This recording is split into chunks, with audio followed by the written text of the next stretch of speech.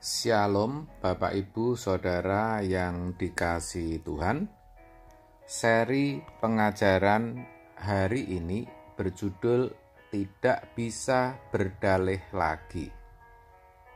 Saudara, manusia sejatinya tidak bisa berdalih lagi dan berkata, "Aku tidak mengenal Allah," atau "Allah itu sulit," atau "tidak bisa aku kenal." Tidak bisa begitu, saudara. Dengan kata lain, tidak ada alasan bagi orang, apalagi kalau itu orang Kristen, berkata demikian. Kalau sampai ada orang yang tidak mengenal Allah, itu sebenarnya pilihannya sendiri. Dikatakan karena apa yang dapat mereka ketahui tentang Allah nyata bagi mereka. Sebab Allah tidak menyatakannya kepada mereka. Sebab apa yang tidak nampak daripadanya, yaitu kekuatannya yang kekal dan keilahiannya, dapat nampak kepada pikiran dari karyanya sejak dunia diciptakan, sehingga mereka tidak dapat berdalih. Ayat-ayat ini menunjukkan bahwa memiliki pengetahuan atau pengenalan akan Allah itu sangatlah mungkin, karena Allah telah menyatakan dirinya, baik secara umum melalui karya dan ciptaannya, maupun secara khusus melalui inkarnasi Yesus yang akhirnya bisa kita pelajari dari firman-Nya. Jadi tidak ada dalih atau alasan apapun juga bagi orang, apalagi orang Kristen, untuk tidak mengenali Allah. Tetapi faktanya banyak yang tidak mengenalinya. Nah, ini kan sungguh ironi, saudara. Sebab murka Allah nyata dari surga atas segala kefasikan dan kelaliman manusia yang menindas kebenaran dengan kelaliman. Roma 1 ayat 18. Perhatikan frasa yang menindas kebenaran. Di sini maksudnya abai atau meremehkan kebenaran. Itulah yang dinamakan kefasikan atau kelaliman. Jadi kefasikan atau kelaliman itu bukan saja berkaitan dengan perbuatan atau tindakan jahat yang melawan hukum.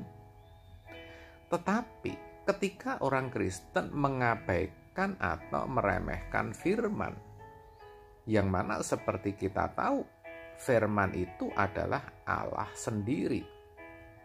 Ke gereja sih ke gereja, berdoa juga iya, menyanyi bisa, bahkan ikut paduan suara atau menjadi WL singer.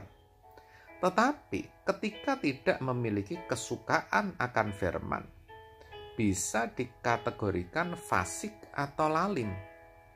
Nah, coba kalau sekarang kita mengerti kebenaran ini, bagaimana? Saudara termasuk orang yang lalim, fasik atau tidak? Tentu saya tidak bermaksud menghakimi, dan memang tidak boleh, saudara. Tetapi mari kita sama-sama memeriksa diri kita.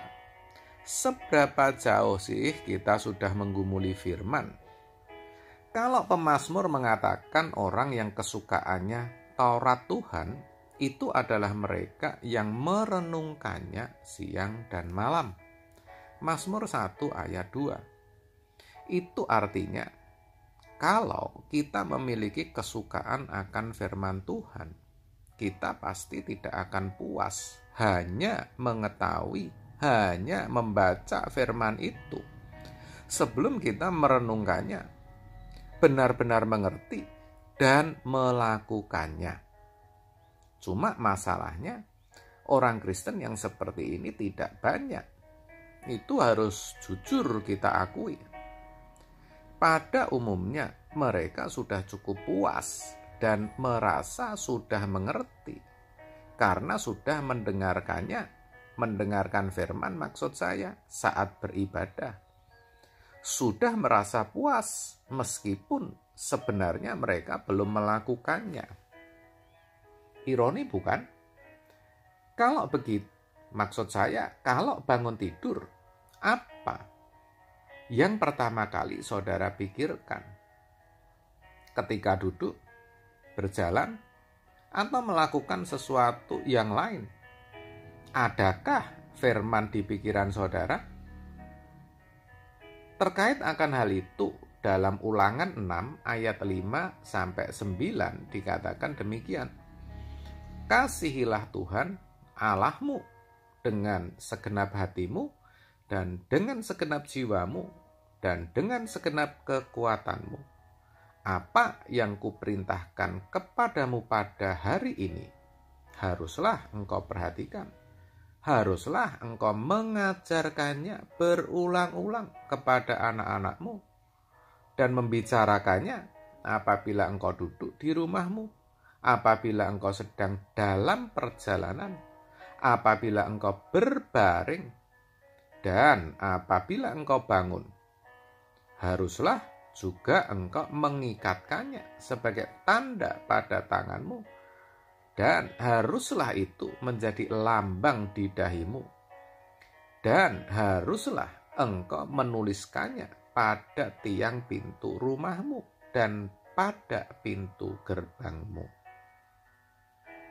Dari sini menjadi lebih jelas lagi, saudara, bahwa mengerti dan melakukan firman itu mutlak. Karena itu cermin bagaimana kita mengasihi Tuhan dengan segenap hidup kita. Kalau kita tidak mengasihi Tuhan, berarti kita sedang menindas kebenaran. Kita fasik, kita lalim, saudara.